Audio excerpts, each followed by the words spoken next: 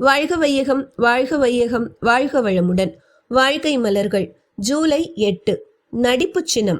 எந்த சந்தர்ப்பத்திலும் சினம் நன்மை விளைவிக்காது என்றால் அடம்பிடிக்கும் குழந்தையையும் நல்லவர்களையும் ஏமாற்றும் கபட மனம் படைத்த வேலையாளையும் எப்படி திருத்துவது?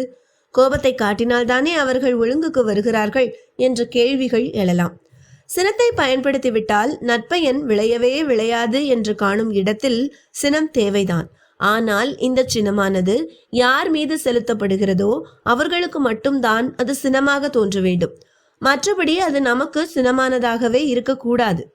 சினம் உதட்டில் இருக்கலாம், உள்ளத்தில் இருக்கக்கூடாது.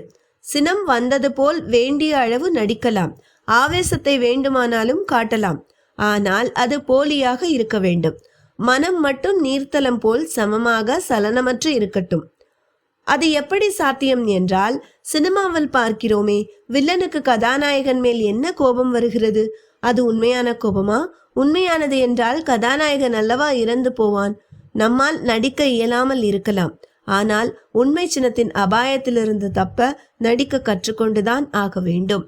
அருள் தந்தை வேதாத்ரி மகரிஷி.